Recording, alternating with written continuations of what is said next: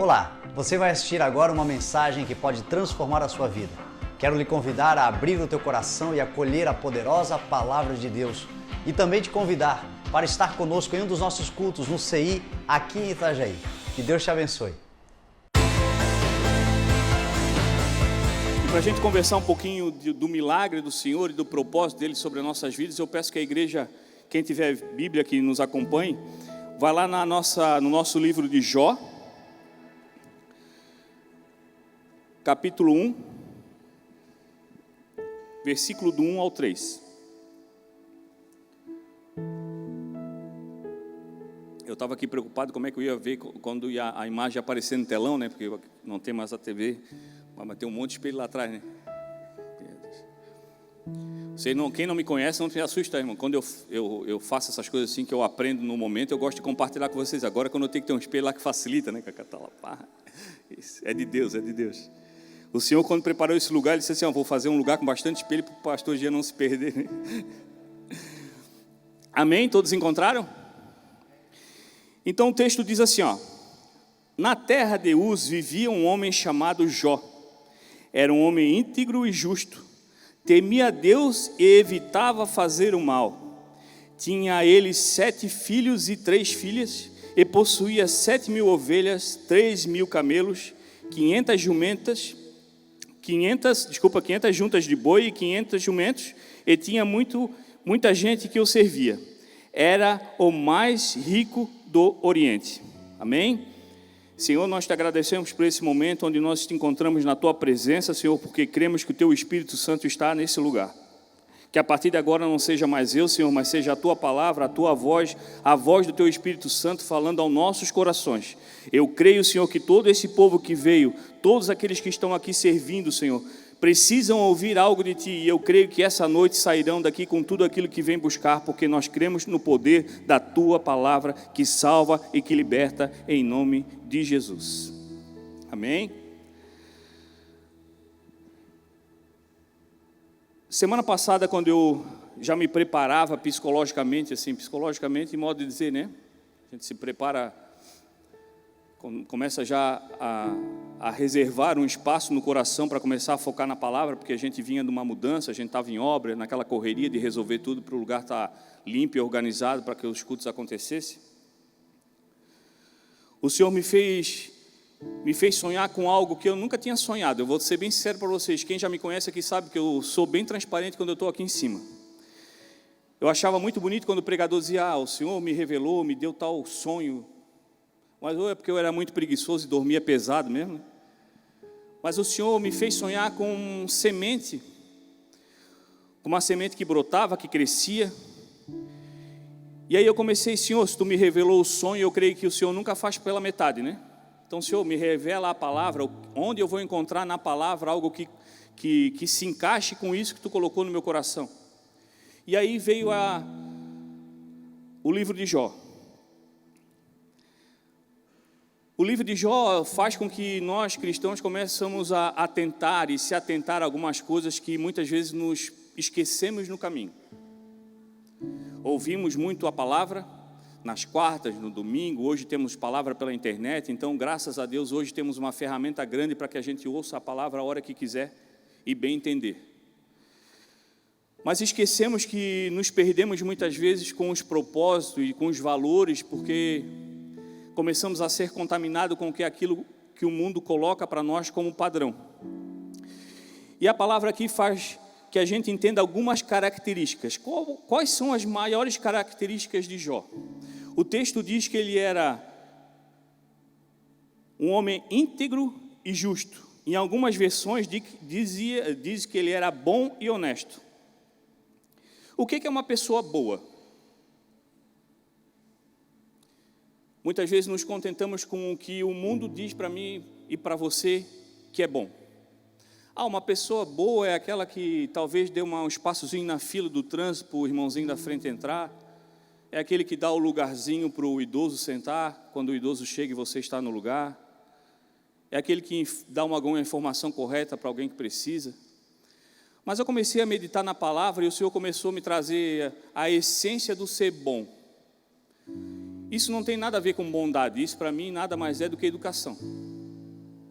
Bondade não tem nada a ver com isso. Dizia Paulo que sejam meus imitadores porque eu imito a Cristo. Paulo já não está mais aqui. Então o Senhor nos chamou para ser novos Paulos, para que as pessoas imitem nós, porque nós estamos imitando a Cristo. Então temos que começar a observar que tem certas características que nós estamos vivendo que não é mais aquilo que o Senhor nos chamou para ser. O que é ser bom em Cristo? O Senhor era bom, porque Ele se preocupava com o problema do outro e não mais com o seu. Porque Ele largou o céu de onde Ele estava para vir aqui pagar um preço de um pecado que não era dele.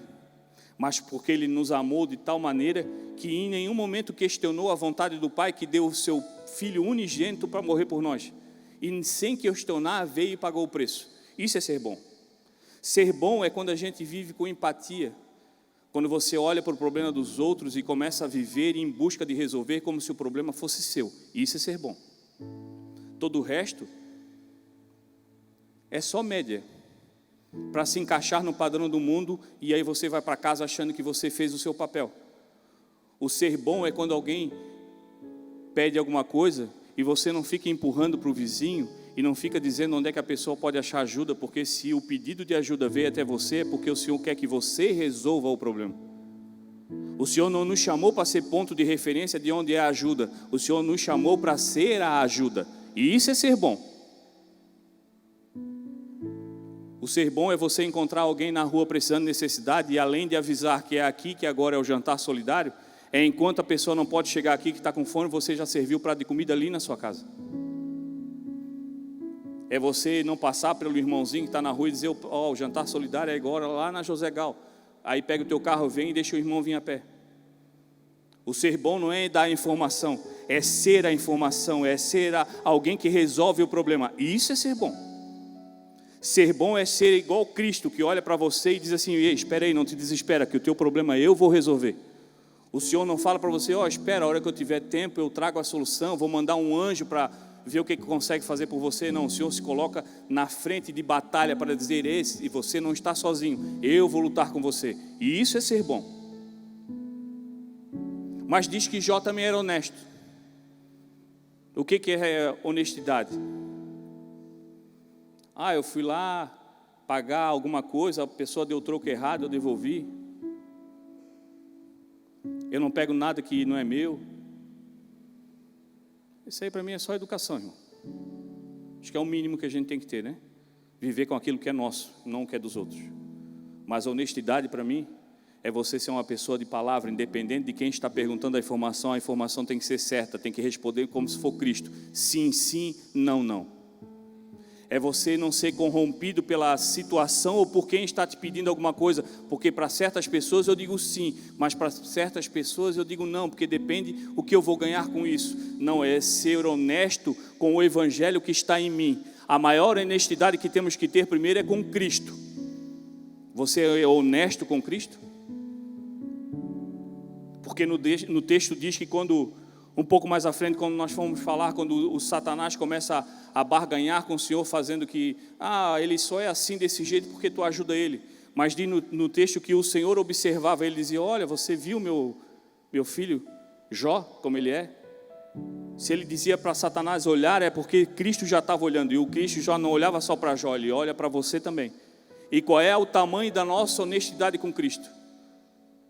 Você está sendo honesto? Essa é a honestidade, Senhor. E honesto não é ser santo todo dia, porque o Senhor conhece a nossa natureza. Vamos pecar, vamos errar, vamos falhar, mas vamos parar de fazer igual Adão, ficar escondido, nu atrás de uma moita, achando que o Senhor não sabia que ele tinha pecado. E aí quando o Senhor chama, tu fica, Senhor, Senhor, não, Ele sabe o que você fez. Para de ser desonesto com o Senhor, Ele sabe da tua vida mais do que você. Essa é a primeira honestidade que Jó tinha, era honesto com o Senhor, ele tinha intimidade com o Senhor, ele era temente ao Senhor, ele era obediente. São valores que nós como cristãos estamos perdendo. Honestidade para nós é fazer o que todo mundo espera que faça. O Senhor nos trouxe para fazer aquilo que ninguém espera que faça. É fazer o extraordinário. O extraordinário é feito através do poder de Deus que se manifesta sobre nós. E para isso você tem que ser honesto com o Senhor. Senhor, eu falhei. Senhor, eu pequei. Senhor, eu errei. Mas, Senhor, eu tenho certeza que é Tu que vais poder restabelecer a minha rota. Eu creio no Teu poder, Senhor. E aí Ele vê em você um coração que sabe que não pode ir para lugar nenhum sem a presença dEle, porque senão você se arrebenta. E Ele desce sobre você e limpa todas as tuas feridas e recalcula a tua rota.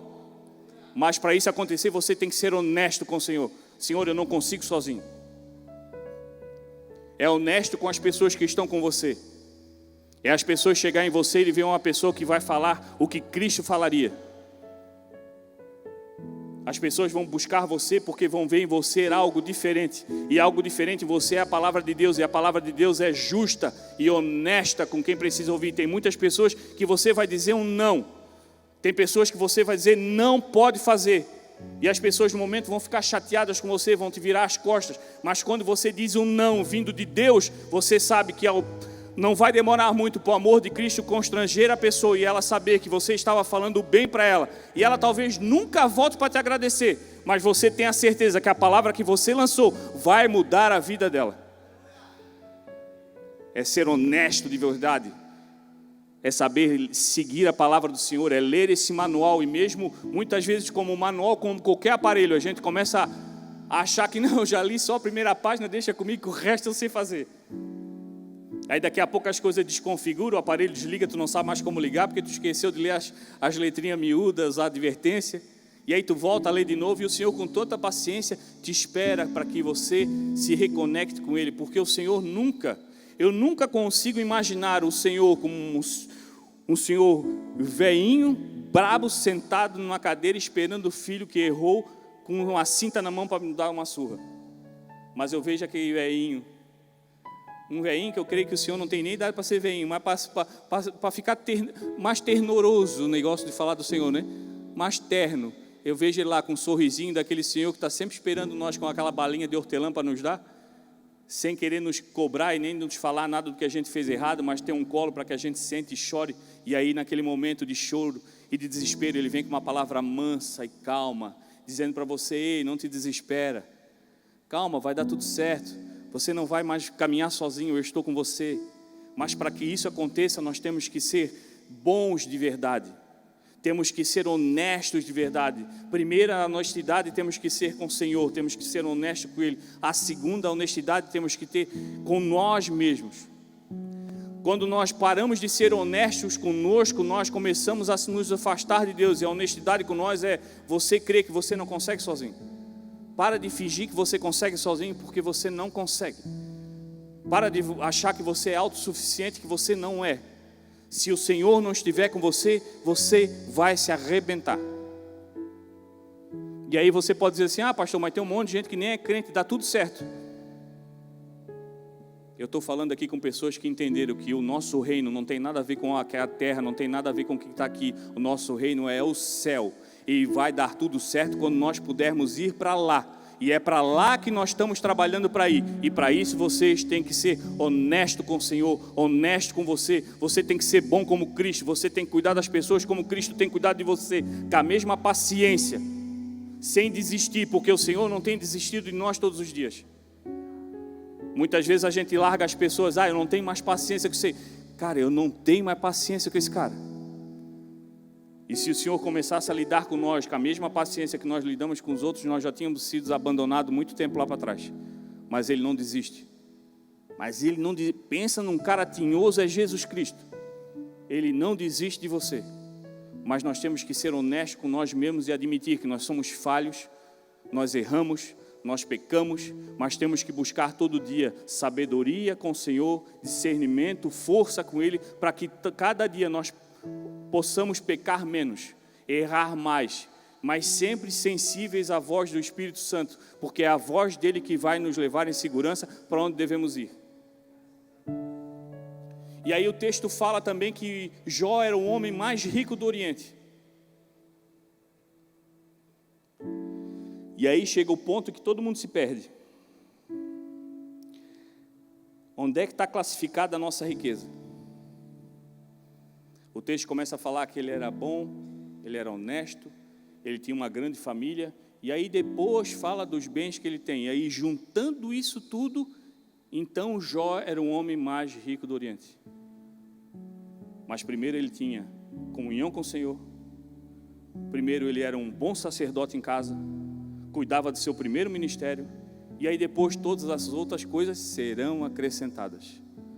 A nossa riqueza não tem nada a ver com o que recebemos nessa terra, não tem nada a ver com o carro que você anda, com a casa que você tem, com quanto você tem na conta ou deixa de ter, mas com o tamanho da intimidade que você tem com o Senhor, que a nossa maior riqueza é a presença de Deus sobre a nossa vida. Essa é a nossa maior riqueza. É nós entendermos que nós somos levantados numa geração para pregar o Evangelho, para mudar a história de muita gente. Essa é a nossa riqueza. Todo o resto será acrescentado. Nós nos perdemos porque começamos a viver pelo um padrão do mundo que diz que quanto mais temos, mais nós temos valor. Onde é que está o valor das coisas que nós temos? Onde é que está o valor nas coisas que você tem? Segunda-feira eu saí daqui da igreja, fui lá no galpão antigo para fazer uma das últimas limpezas. Eu estava lá um tempo sozinho, daqui a pouco chegou o Cacá. Começamos a limpar e a gente começou a ver, né, Cacá, como tinha água lá na igreja.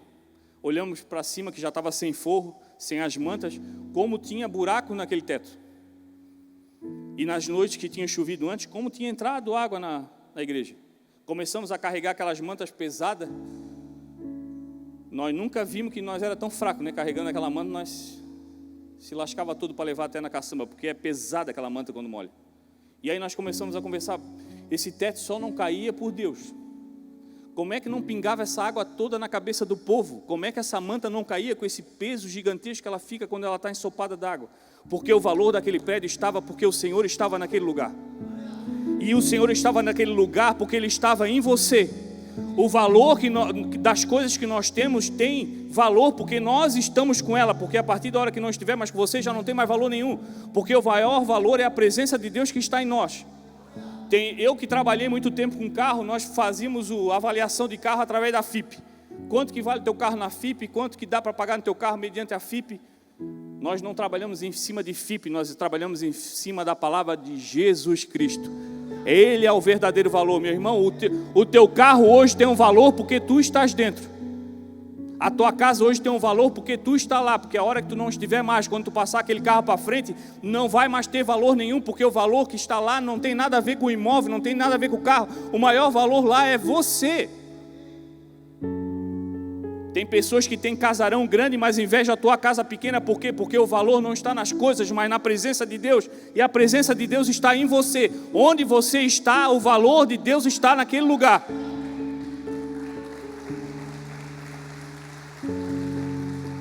É Deus que tem, é o Senhor que nos dá o valor. Ele que agrega o valor. É Ele que é o nosso índice, se estamos ou não valorizados. É a presença dEle na nossa vida.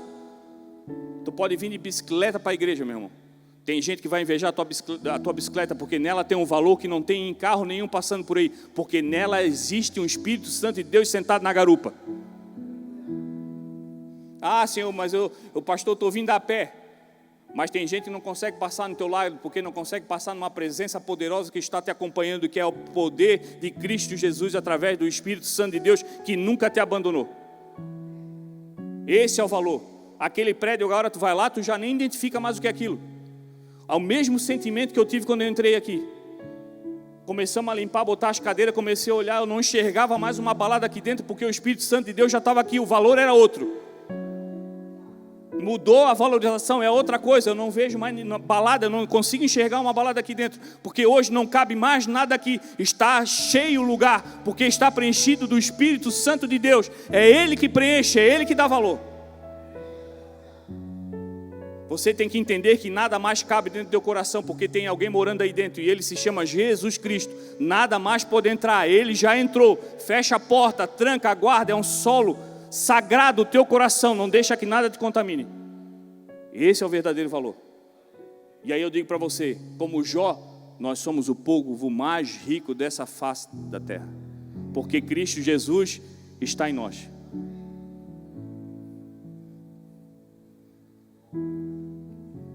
Você vai se desfazer das suas coisas. O Senhor vai renovar, vai trocar, vai tirar. Você vai dar, e tudo que passar para trás já não vai ter mais o mesmo valor. O valor vai continuar com você. O valor é Cristo Jesus. Entenda. O valor está em Cristo Jesus e Ele está em você. Quando nós pedimos as coisas ao Senhor, todas as nossas orações, como Jó, que tinha tudo, tinha família, tinha uma boa vida, isso tudo era regado através de características que já falamos até aqui. E muitas vezes a gente pensa assim: Senhor, eu tenho pedido tanta coisa, mas as coisas não acontecem. A gente pede coisas relacionadas a sentimento, a coração, a emoção, a bens materiais, enfim, porque o nosso Deus é o Deus de todas as coisas. A gente pode pedir para Ele tudo que a gente quiser, e se coincidir, olha só que importante, né? O que a gente pedir para o Senhor coincidir com o desejo dEle sobre a nossa vida, Ele faz acontecer. E se não for da vontade dEle, Ele tira do teu coração. Mas tudo aquilo que você pede e coincide com o desejo de Deus para a tua vida, gera uma semente. E está aí o sonho que eu tive. A gente pensa que muitas vezes o Senhor entrega a bênção pronta para nós. E o Senhor tem poder para fazer isso. Mas muitas vezes, e a grande maioria das vezes, nós não temos discernimento para lidar com aquilo que estamos pedindo. E o Senhor nos entrega uma semente. Ele chega à porta do nosso coração e deixa na porta uma semente. Ah, Senhor, eu quero um emprego novo. E aí Ele olha em você: não, você merece. Está aqui uma semente para você cuidar. Ah, Senhor, eu quero um relacionamento, eu estou sozinho, eu quero alguém que caminhe junto comigo. É isso que eu tenho em desejo para você também. Mais uma semente. E daqui a pouco você está cheio de semente, cheio de coisas que você tem pedido ao Senhor. E você acha que o Senhor não está ouvindo, mas o Senhor está dando para você semente para você cuidar.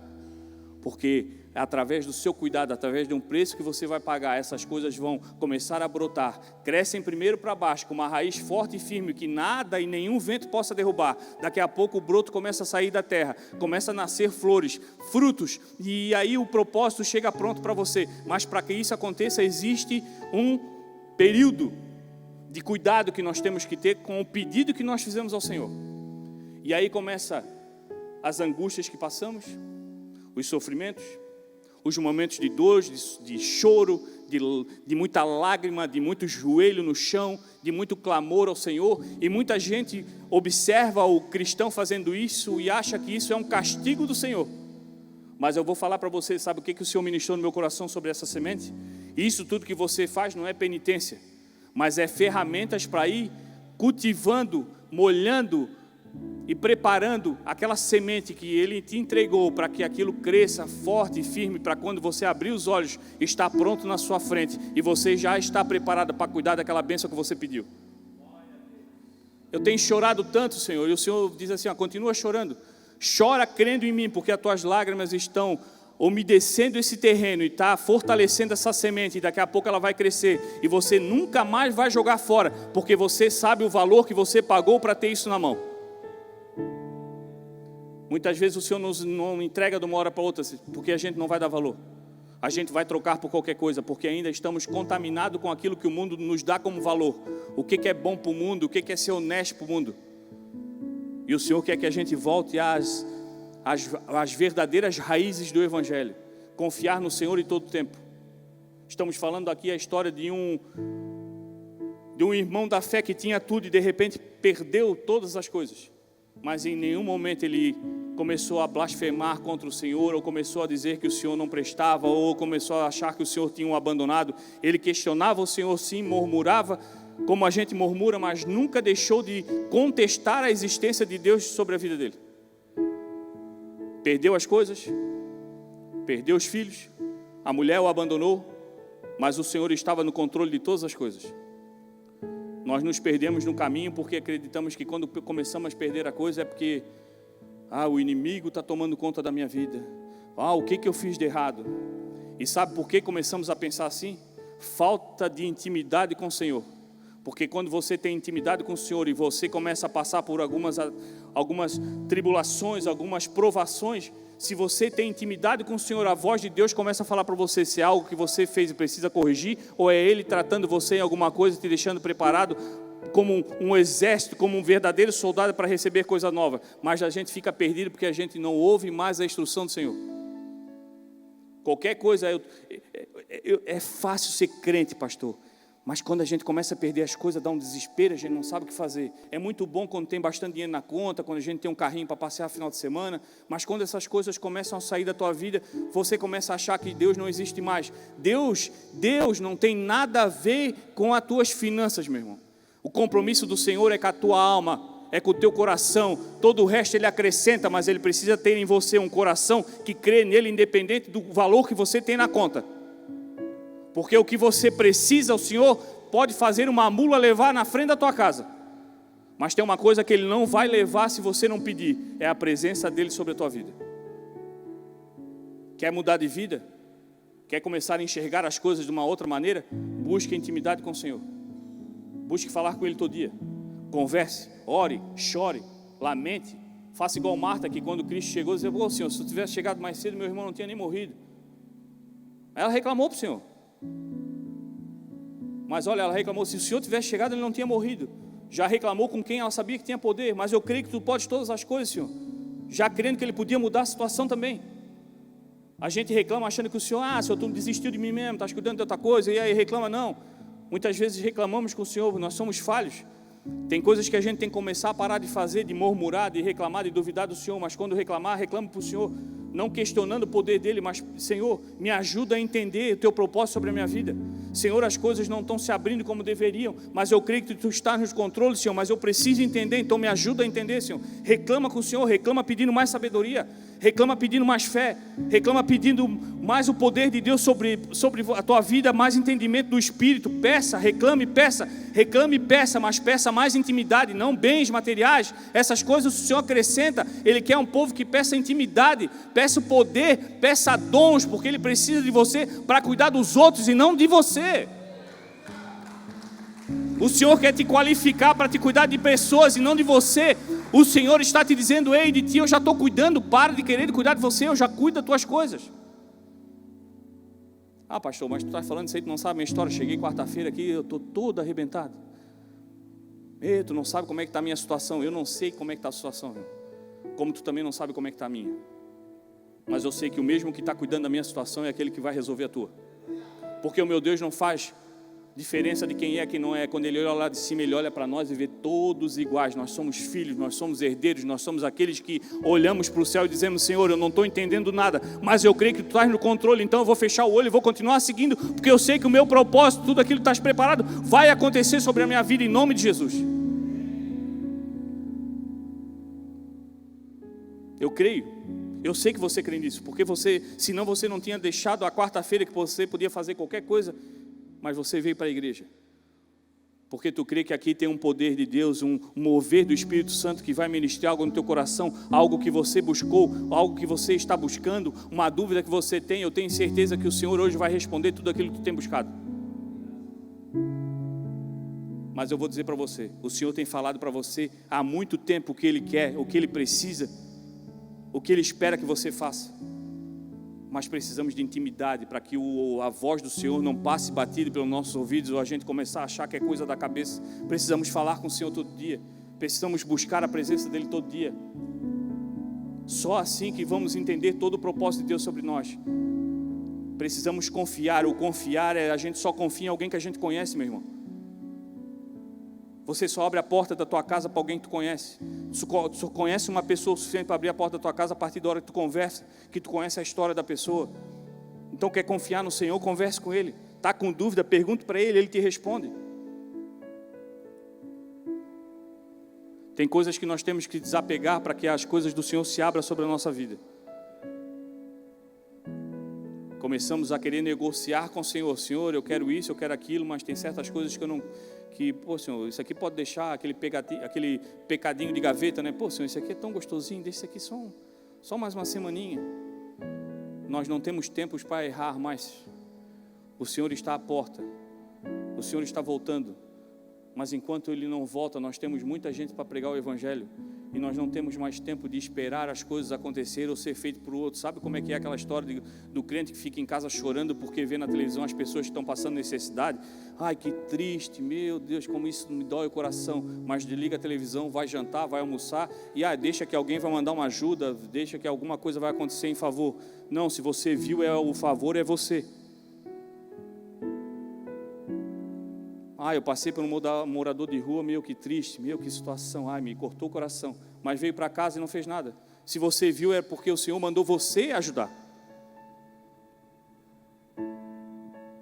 Queremos que o Senhor faça por nós, mas o Senhor espera que nós fizemos por Ele. E o que nós estamos fazendo em prol do reino? Sentado em casa reclamando que as coisas não acontecem. E sabe o que vai destravar as coisas que o Senhor tem preparado para você? A tua ação de servir. Servir é bem melhor do que ser servido. Não sabe quanto é alegre quando nós chegamos em casa depois de fazer o bem para alguém, porque o Senhor nos dá uma alegria, uma paz que excede todo o entendimento. E aí as pessoas começam a ver uma alegria em nós que eles não entendem, porque vê em nós que não, talvez vendo nós fisicamente não vê um motivo para a gente rir tanto. Mas a gente serve o Senhor de todo o coração e isso para nós é o suficiente, isso para nós é o nosso verdadeiro combustível. E aí a gente não para. Mas nós temos que entender que tudo vem em cima de uma palavra importante que é a obediência. Temos que obedecer. O Senhor tem nos chamado para fazer grandes obras e nós temos deixado de obedecer, temos parado pelo caminho. O Senhor está esperando um povo obediente. Faço. Não queria, não entendo, não tenho força, mas vou fazer, Senhor, porque se tu está no negócio vai dar certo. O Senhor não investe em algo que vai falir e Ele investiu na tua vida porque Ele sabe que vai ser sucesso. Nós entramos numa guerra, numa batalha que nós já sabemos qual é o final, a vitória. E por isso, por que o Senhor nos deu uma vitória antecipada da guerra? Porque Ele quer ver um povo despreocupado com o final da história. Porque senão tu ia se levantar de manhã para batalhar e ia começar assim, será que eu volto vivo para casa? Será que vai dar certo? O Senhor na cruz já disse para você que vai dar certo, então tu sai de casa tranquilo, vou guerrear sem preocupação, porque eu já sou mais do que vencedor em Cristo Jesus. Ele já te entregou a vitória, tu já recebeu o prêmio, então vai lutar tranquilo, sem preocupação nenhuma, porque eu já ganhei. E sabe o que é legal? Ele entregou o prêmio para todo mundo. Não tem nem briga. Tua medalha é maior que a minha, hein, Cacá? Que troféu grande tu tem, eu não tenho, né? Não, Ele derramou sobre nós a graça igual. O poder dele está derramado sobre a nossa vida igual. O mesmo poder que eu tenho, você tem. O mesmo poder que eu tenho de curar alguém quando eu estendo a mão, você tem. Porque o Senhor, quando foi, Ele disse, eu vou. Vocês vão fazer coisas iguais e maiores que eu, porque Ele deixou em você uma procuração assinada dizendo, faça em meu nome. Quando você fala em nome de Jesus, quando você fala em nome de Jesus, o Senhor faz. Quando você fala de coração sabendo que o mérito não é você que faz, não é você que prega, não é você que salva, não é você que liberta, mas você levanta a mão em nome de Jesus e o inimigo treme e corre, porque o poder que tem em você, nem ele é capaz. Mas é a obediência. Olha só o que diz o texto. Eu acho que é a primeira vez que eu vou fazer igual o bicho Fernando, vou ter que deixar a pregação para o resto da quarta. Que chique, né, irmão? Meu Deus do céu. Sempre que chegar nessa fase, acho bonito isso aí, quando ele diz assim, pessoal, vou ter que deixar o restante para a próxima quarta. Acho lindo isso aí, cara. O texto lá em Jó, versículo 8 ao 12, diz assim, Aí o Senhor disse, a conversa dele com Satanás, né, o acusador, você notou meu servo Jó? No mundo inteiro não há ninguém tão bom e honesto contra ele. Ele me teme e procura não fazer nada que seja errado. Satanás respondeu, será que não é por interesse próprio, já que Jó te teme? Tu não deixas que nenhum mal aconteça a ele, a sua família e tudo que ele tem. Abençoa tudo que Jó faz, e no país inteiro ele é o homem que tem mais cabeças de gado. Mas se tirares tudo que é dele, verás que ele te amaldiçoará sem nenhum respeito. O Senhor disse a Satanás, pois bem, faça o que quiser com tudo o que Jó tem, mas não faça nenhum mal a ele. Então Satanás saiu depressa da presença do Senhor. O Senhor está sempre de olho em nós, ao ponto dele começar a afrontar Satanás com a nossa obediência, porque a conversa dele ali com o acusador, o Senhor é sacana, Senhor. O Senhor dizia assim, e aí, tá vendo como é que o cara é? Obediente, tenta fazer o bem, é um cara bom, honesto, Só faltou ele dizer assim, tá vendo? Se tu tivesse feito igual, onde é que tu estaria, né? O Senhor está observando nós todos os dias. E o Senhor tem orgulho em dizer de nós, olha só, um povo que me teme, um povo que me obedece, um povo que tenta fazer o bem todo dia, que ele diz que Jó tentava fazer o bem todo dia, isso quer dizer que Jó às vezes errava também como nós. O Senhor sabe que a nossa natureza carnal nos busca levar sempre para o mal, está sempre nos inclinando para o mal. O Senhor sabe que há uma briga interna em nós, espírito e carne, um querendo ir para um lado e outro querendo ir para o outro, mas o Senhor vê em nós um coração na obediência, lutando contra essa briga celestial que existe, mas quando nós oramos e pedimos com o Senhor uma proteção, o Senhor nos dá uma força todo dia, que a gente continua seguindo em direção a Ele. Às vezes a guerra faz com que a gente dobre os joelhos, que a gente caia.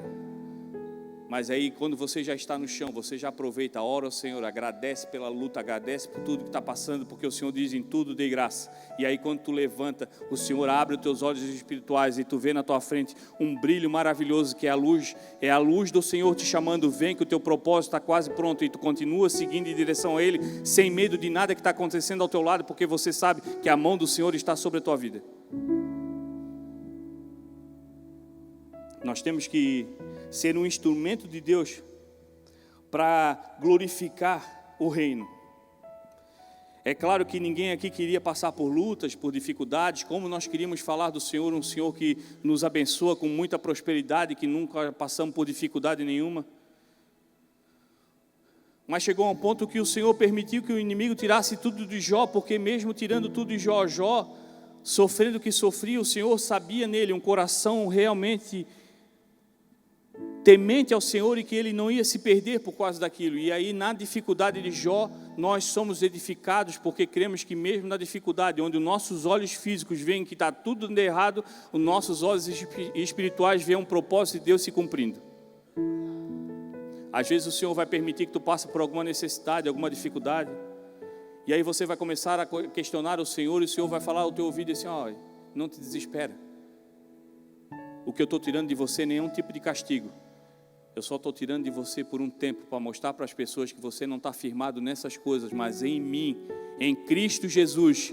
Aí, a partir disso, de você não desmanchar do teu rosto um sorriso, de você quando começar a perder as coisas, o teu brilho de olhar não mudar, as pessoas vão olhar e vão ser algo diferente. Eu digo, como é que esse cara ainda está de pé? Como é que esse crente abusado ainda está rindo feliz? E aí eles começam a ver, não, tem alguma coisa diferente aí. Aí você começa a explicar, o meu valor não está nas coisas, o meu valor está em mim, e o meu valor é Cristo Jesus. E aí as pessoas começam a entender que o reino de Deus é bem mais do que essa vida aqui, meu irmão. Nós cremos num Deus que pode derramar sobre nós todas as bênçãos. Se você está pedindo uma prosperidade, o Senhor vai te dar. Se você está pedindo um carro novo, uma moto, um apartamento, sei lá onde, o Senhor tem poder para dar todas as coisas. Mas Ele precisa receber primeiro o teu coração e ver no teu coração um coração que se preocupa em estar na presença dEle. E todo o resto, se vir, amém. Se não vir, amém também. O valor está em você e não está nas coisas que você carrega. Nós temos que viver pelaquilo que somos e não pelaquilo que somos, que temos. O que eu sou mais que vencedor em Cristo Jesus. O que eu tenho é do Senhor. Se Ele quiser pegar de volta, fica à vontade, porque o que Ele me deu ninguém tira, que é a salvação, é a vida eterna. Todo o resto são ferramentas que o Senhor me dá para proclamar o Evangelho. E se um dia Ele precisar dessas ferramentas, amém. Nunca foram minhas, são coisas emprestadas do Senhor para que eu viva a vida por aqui. Mas se Ele quiser pegar de volta, glória a Deus também.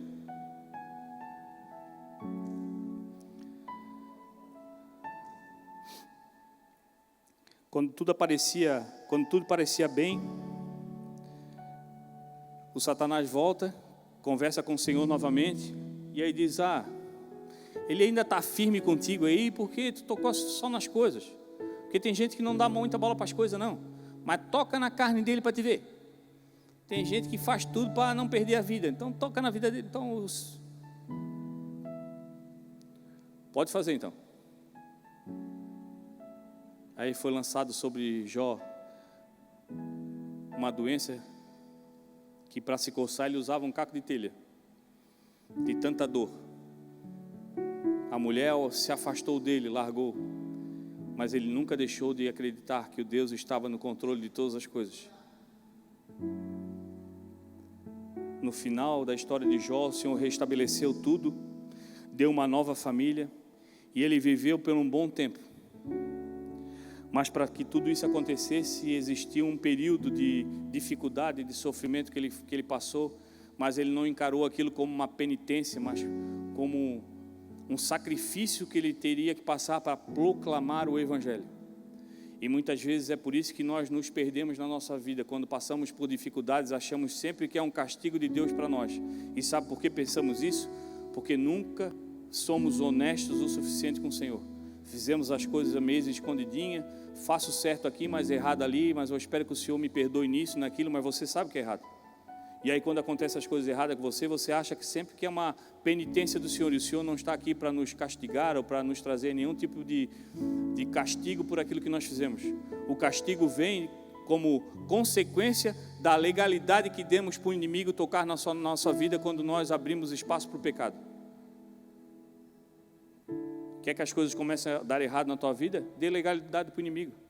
Começa a fazer o que ele manda soprar nos teus ouvidos todo dia, dizendo: ei, faz isso aí não é pecado não.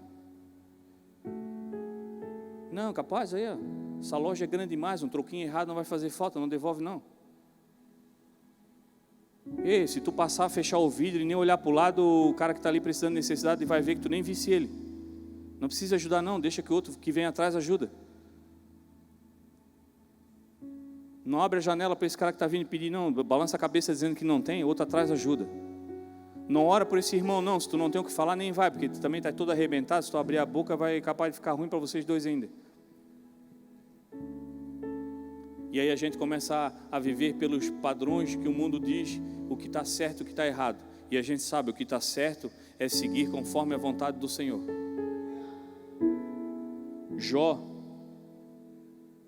deu certo, porque eu vejo a história de Jó não pelas dificuldades pelo passou, mas pelo início e pelo fim. No início ele estava em Cristo e no final ele estava em Cristo. E que eu chamo Cristo já por intimidade, né? Porque aquele Velho Testamento era Deus que estava no negócio. Mas Deus e Cristo, Jesus e Espírito Santo é tudo uma pessoa só. Eu vejo a história de Jó uma história de sucesso. De alguém que passou por dificuldades, reclamou, murmurou, mas nunca deixou de falar com aquele que podia mudar a situação, que era Cristo, que era Deus, que era o Todo-Poderoso, que podia e mudou a história dele. Sabe por que nos perdemos? Porque não começamos a deixar de viver como Jó vivia. Sabe quem que influenciava Jó? Deus. Sabe quem era o influenciador da vida de Jó? Era Deus. Quem é que te influencia hoje? Talvez seja uma mensagem para você pensando para casa, como diz aquele, tinha um jornal no final da noite numa TV aí que o repórter sempre falava: isso é para você pensar na cama. Quem é que te influencia hoje? O mundo, a mídia te influencia de um jeito que a gente acha que aquela maneira é certa. As coisas mudam muito. Hoje você usa um estilo de roupa, amanhã muda a roupa que você usava, já não é mais da modinha, tem que comprar outra. O tênis que você usa hoje está na moda, amanhã não está mais. Teu estilo de cabelo muda. O mundo faz com que mudamos de opinião todo o tempo, com um bombardeio de informações. Mas sabes quem não muda? A palavra de Deus, ela é eterna. É a mesma ontem, hoje, eternamente. Sabe o que muda na palavra de Deus? As revelações do Senhor. Elas são sempre atuais, por isso que quando você lê a Bíblia, é o mesmo. Eu creio que muita gente atrás de nós já não vive mais, mas lia a Bíblia do Senhor e ouvia a mesma mensagem que a gente ouve hoje, em 2022. O Senhor liberta, o Senhor cura, o Senhor faz e acontece na nossa vida, porque o poder é dEle. Se você começar a viver pelo que a mídia fala, o que a mídia diz que é certo, o que a televisão diz que é para você fazer, hoje você faz uma coisa, daqui a 2 anos eles já estão mandando você fazer outra diferente. Mas se você quer caminhar conforme a vontade do Senhor, viva pela vontade dEle. A vontade dEle é a palavra. Sabe quem é Cristo Jesus? é a voz de Deus no teu coração. Quando você anda aí, você nunca vai andar sozinho, porque existe uma porção de Deus dentro de você. Ah, pastor, mas essa história de Jó me assusta um pouco, porque eu não queria passar por isso, não. Ninguém quer passar por isso. Mas eu creio que por qualquer coisa que eu passe, o Senhor vai estar comigo. Porque o Senhor nunca vai nos deixar sozinhos. Porque o Senhor disse que nós vamos passar pelo vale de sombra de morte, e nós vamos passar e vamos chegar do outro lado e nós não vamos morrer. O Senhor nos trouxe para viver eternamente, e a eternidade em Cristo está na palavra de Deus.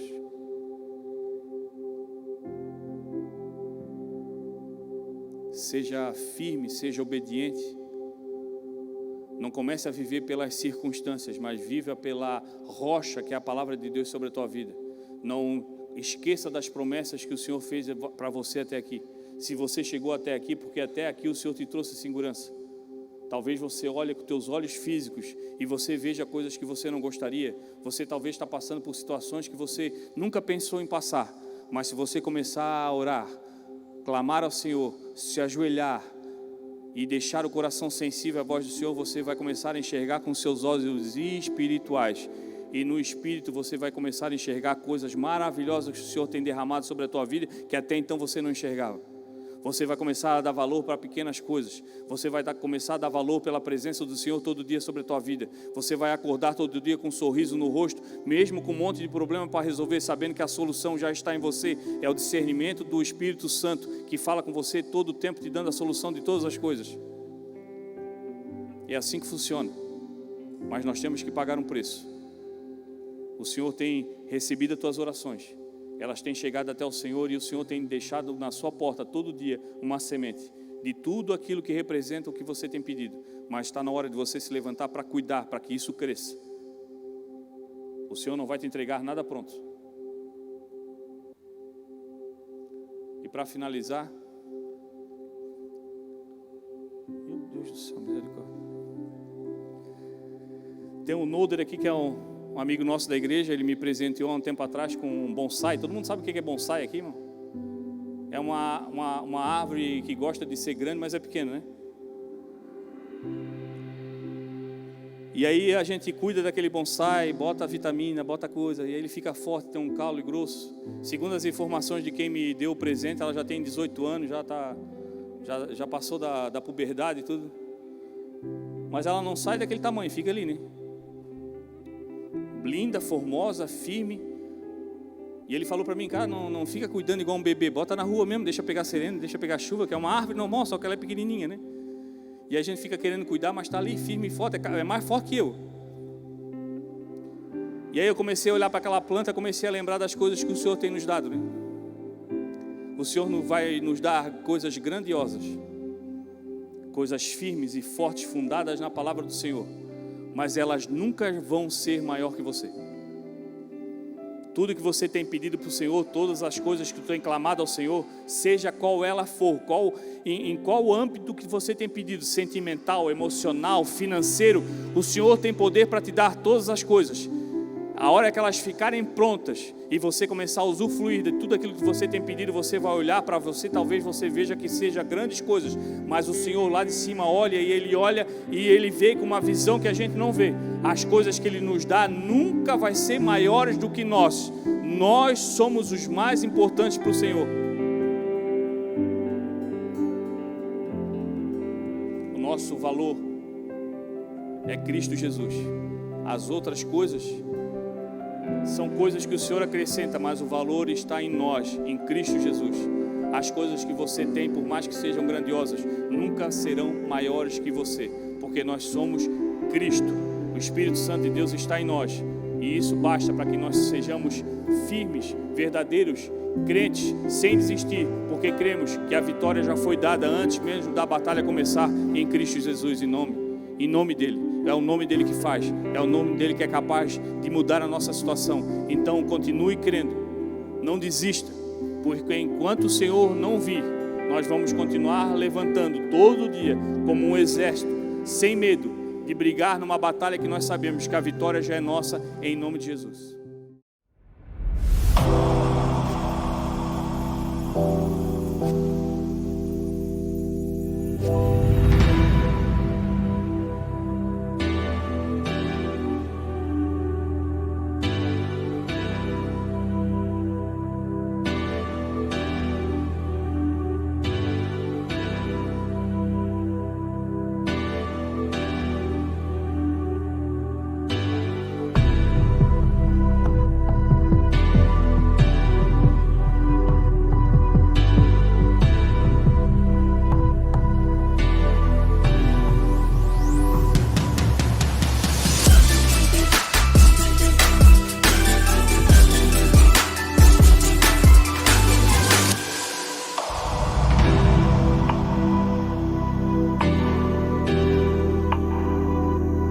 Amém.